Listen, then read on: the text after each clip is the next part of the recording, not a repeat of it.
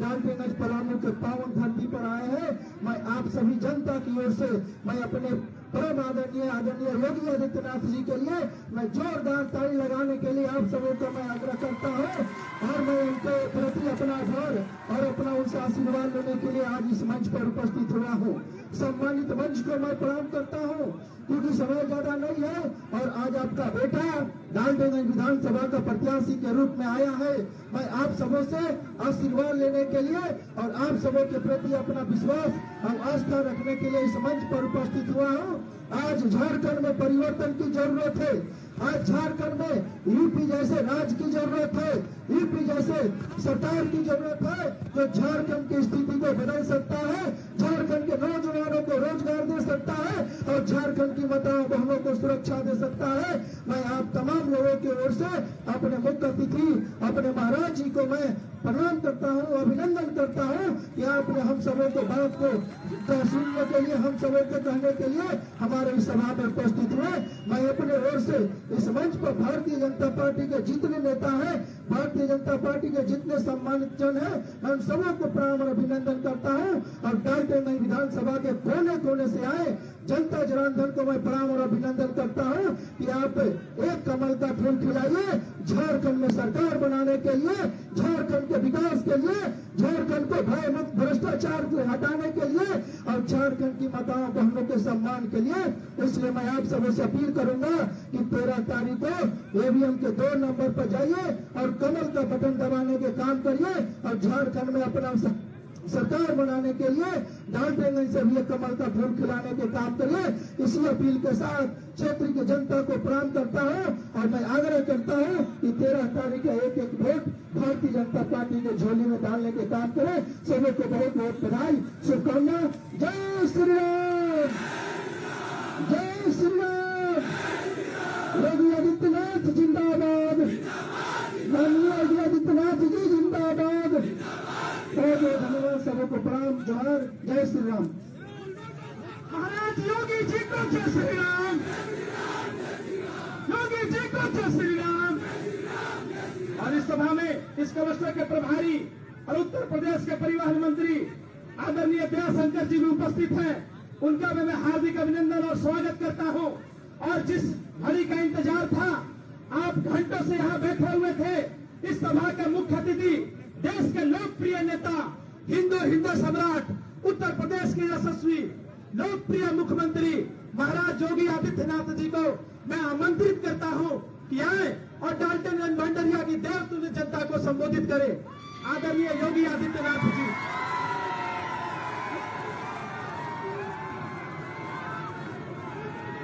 भारत माता की, भारत माता की, भारत माता की।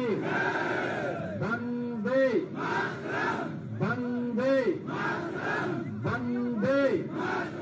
नमः पार्वती पतिये हर हर।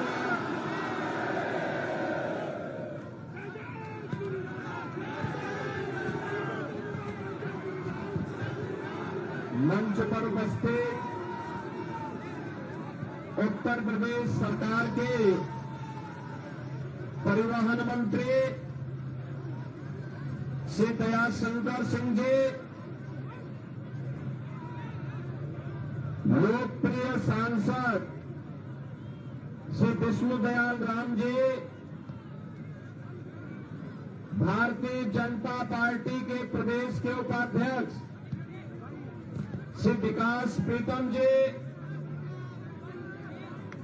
जिला के अध्यक्ष अमित तिवारी जी, वरिष्ठ नेता श्री श्याम नारायण दुबे जी, प्रभारी रघुराज पांडे जी, नगर निगम के पूर्व उप महापौर श्री मंगल सिंह जी, ज्योति पांडे जी,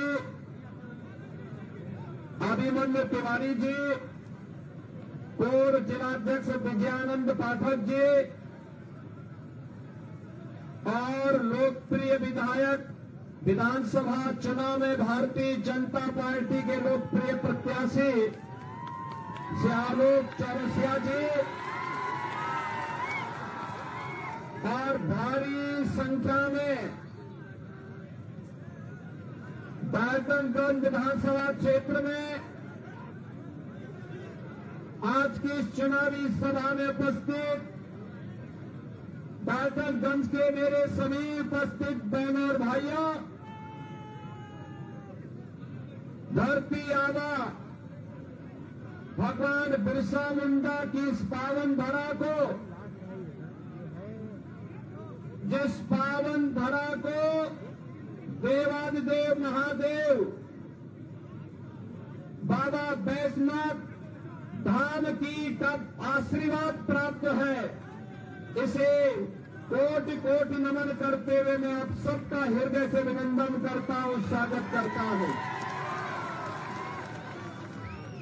बहनों और भाइयों, आज प्रातः काल से ही मुझे झारखंड के अंदर अनेक चुनावी सभाओं को संबोधित करने का अवसर प्राप्त हुआ है। जो उत्साह है, जो उमंग है, जिस प्रकार से यहां के नौजवानों के अंदर, यहां की माताओं बहनों के मन में झारखंड की इंडी गठबंधन, कांग्रेस, झारखंड मुक्ति मोर्चा और आरजेडी के षड्यंत्रों को विफल करने के लिए जो जज्बा देखने को मिल रहा है, उससे लगता है कि झारखंड ने तय कर लिया है कि न सहेंगे न कहेंगे, एकजुट होकर के झारखंड की भ्रष्ट सरकार को बदलेंगे। बहनों और भाइयों, ये यहां की आवश्यकता है, क्योंकि झारखंड के लिए आज रोटी, बेटी और माटी का एक भीषण संकट खड़ा हो गया है। बहनों और भाइयों, एक और हमारा देश भारत प्रधानमंत्री मोदी जी के नेतृत्व में एक भारत श्रेष्ठ भारत बनने की ओर अग्रसर है। मोदी जी के नेतृत्व में सुरक्षित भारत है तो समृद्धि की ओर भी अग्रसर हो रहा है। गरीब कल्याणकारी योजनाओं के माध्यम से सुशासन का लाभ गांव, गरीब, किसान, नौजवान और समाज के प्रत्येक तबके को प्राप्त हो रहा है। विकास और विरासत का अद्भुत संगम एक और प्रधानमंत्री मोदी जी के नेतृत्व में देश के अंदर देखने को मिल रहा है, लेकिन दूसरी ओर वह विकास, वह सुशासन, वह समृद्धि, वह सुरक्षा झारखंड के बॉर्डर में आकर के अटक करके रह जाती है। कारण है यहां पर जो सरकार कार्य कर रही है उसके एजेंडे में विकास नहीं है, उसके एजेंडे में विरासत नहीं है, उसके एजेंडे में समृद्धि नहीं है, उसके एजेंडे में सुशासन नहीं है। याद करिए, प्रधानमंत्री मोदी जी के नेतृत्व में देश के अंदर 4 करोड़ गरीबों का एक एक मकान बन गया, 10 करोड़ गरीबों के घर में रसोई गैस के सिलेंडर और एक एक शौचालय पहुंच गया, 12 करोड़ किसानों को किसान सम्मान निधि का लाभ प्राप्त हो रहा है। बहनों और भाइयों, 50 करोड़ लोग देश के अंदर 5 लाख रुपए प्रतिवर्ष आयुष्मान भारत में निःशुल्क स्वास्थ्य की सुविधा प्राप्त कर रहे हैं। और अब तो मोदी जी ने घोषणा कर दी है कि 70 वर्ष से ऊपर के प्रत्येक व्यक्ति को हर वर्ष 5 लाख रुपए का निःशुल्क स्वास्थ्य बीमा का कवर उपलब्ध करवाएंगे। हर वर्ष 5 लाख रुपए निःशुल्क देंगे। 80 करोड़ लोग 80 करोड़ लोग पिछले 4.5 वर्ष से फ्री में राशन की सुविधा का लाभ प्राप्त कर रहे हैं और मोदी जी ने घोषणा कर दी है अगले 5 साल तक ये जारी रहेगा। बहनों और भाइयों, एक तरफ मोदी जी के नेतृत्व में गरीब कल्याणकारी ये योजनाएं, highway, railway, IIT, IM, AIIMS, 1 district 1 medical college, हर घर नल की योजना, ये भी बिना भेदभाव के पहुंच रही है। देश की सीमाएं सुरक्षित हुई हैं। पहले पाकिस्तान और भारत के दुश्मन भारत की सीमाओं में घुसपैठ करते थे, विस्फोट करते थे।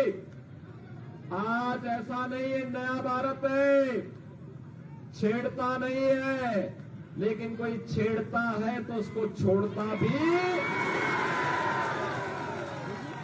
कोई छेड़ेगा तो फिर उसको छोड़ेंगे भी नहीं।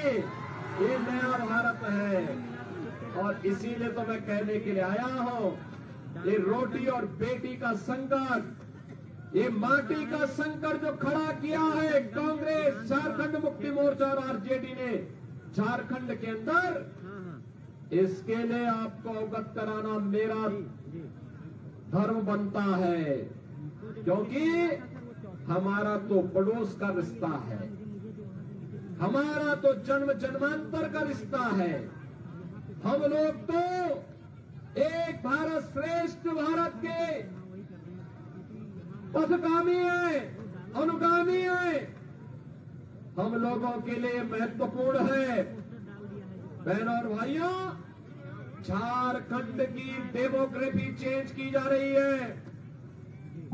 झारखंड के अंदर व्यापक पैमाने पे धर्मांतरण करने किए जा रहे हैं। लव जिहाद और लैंड जिहाद के नाम पर अराजक गतिविधियों को पनपाया जा रहा है। चाहे वह लव जिहाद हो या लैंड जिहाद, या यहां की माटी और बेटी के लिए संकट खड़ा करने जा रहा है। यहां के नौजवान को नौकरी नहीं मिलती। लाखों नौजवान झारखंड छोड़ करके देश के अलग अलग भागों में नौकरी और रोजगार के लिए भटक रहा है, लेकिन यहां की सरकार को चिंता नहीं। यहां की सरकार तो माफिया की गिरफ्त में है। खनन माफिया, बालू mafia, one mafia, land mafia, पशु माफिया और माफिया का उपचार और घुसपैठियों का उपचार कोई है तो केवल भाजपा है, भाजपा। आपने देखा होगा यूपी में भी 2017 के पहले ये माफिया ऐसे ही छाती तान करके चलते थे और पिछले 7 वर्ष में यूपी के अंदर यह किया गया कि माफिया को हम लोगों ने जहन्नुम की यात्रा में भेज दिया है। अब यूपी में माफिया नहीं है, अब यूपी में दंगा नहीं है, अब यूपी में कोई बेटी की सुरक्षा के साथ खिलवाड़ नहीं कर सकता। अगर बेटी की सुरक्षा के साथ कोई खिलवाड़ करता है तो पहले बता दिया जाता है कि भाई देखो, अगर बेटी की सुरक्षा में सेंध लगाई तो अगले चौराहे पर यमराज टिकट काटने के लिए बैठा होगा। और इसीलिए बहनों और भाइयों, मैं आपसे कहने के लिए आया हूं,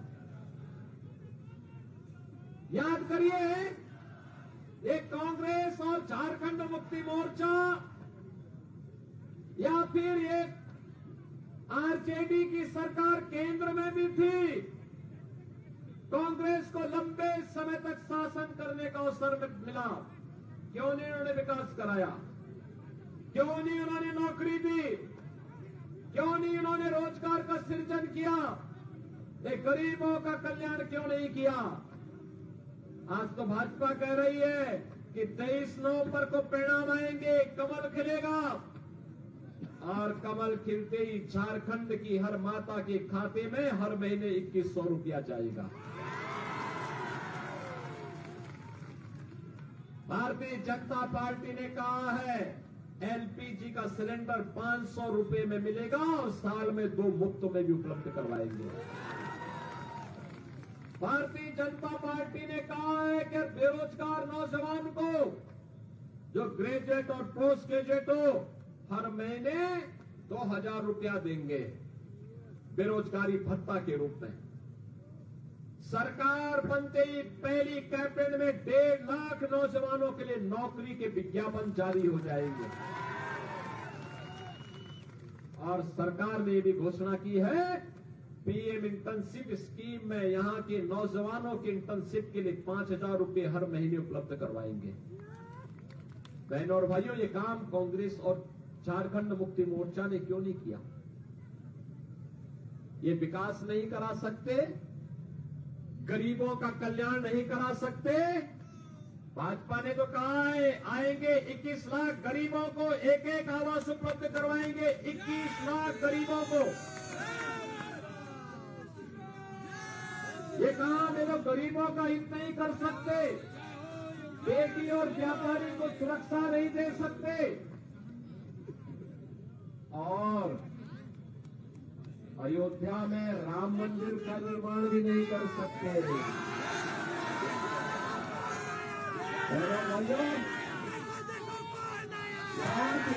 कांग्रेस इस देश के अंदर शासन की 10 वर्ष तक केंद्र में कांग्रेस, आरजेडी और झारखंड मुक्ति मोर्चा की सरकार थी। बहन और भाइयों, इन्होंने तब भी राम मंदिर की सुध नहीं ली। तब ये कहते थे कि राम तो हुए ही नहीं, कृष्ण हुए ही नहीं।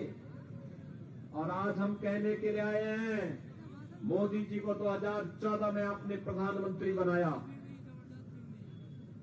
2014 में मैं भी सांसद था और विष्णु दयाल राम जी भी उस समय सांसद बन करके गए थे। और मैं कहना चाहता हूं बहनों और भाइयों, 14 में मोदी जी प्रधानमंत्री बने, 17 में मैं मुख्यमंत्री बना और 19 में 500 वर्षों की समस्या अयोध्या में राम मंदिर की समस्या का समाधान मात्र 2 वर्ष के अंदर डबल इंजन की सरकार ने कर दिया।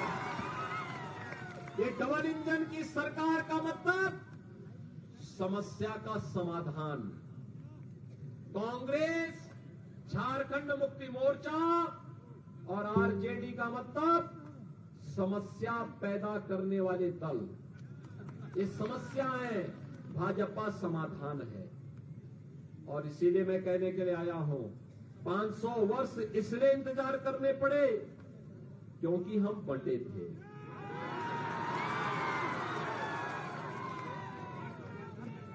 बंटे थे तो कटे थे। और इसीलिए कहने के लिए आया हूं एकजुट होकर के भाजपा को जिताइए। और इसके लिए कहने के लिए आए एक रहेंगे, एक रहेंगे, एक रहेंगे। बटे थे, अब कटना नहीं है, बटना नहीं है। एक रह करके कमल खिलाना है। मां लक्ष्मी को कमल के आसन पर ला करके झारखंड को एक विकसित राज्य के रूप में स्थापित करना है। और ये भाजपा का ये संकल्प है। इसी संकल्प के साथ आज मैं आपके पास आया हूं आलोक चौरसिया को समर्थन मांगने के लिए। आलोक जी तो आपके विधायक भी है, एक युवा है, जुझारू है, सब विषम परिस्थितियों में लड़ना जानते हैं। और इसीलिए मैं आपके आह्वान करने के लिए आया हूं से आलोक चौरसिया को भारी बहुमत से विजयी बनाइए। आपका आशीर्वाद प्राप्त होगा। सभी लोगों का इधर पीछे और पीछे टंकी के ऊपर चढ़े हुए लोगों को, सड़क के किनारे भी जितने हैं, इन सबसे मैं कहूंगा आप सब भी बताइए आपका आशीर्वाद आलोक चौरसिया को प्राप्त होगा, सभी का होगा। कमल चुनाव चिन्ह पर विजयी बना के भेजेंगे तो मेरे साथ बोलेंगे भारत माता की, भारत माता की, भारत माता की जय श्री राम, जय जय श्री राम।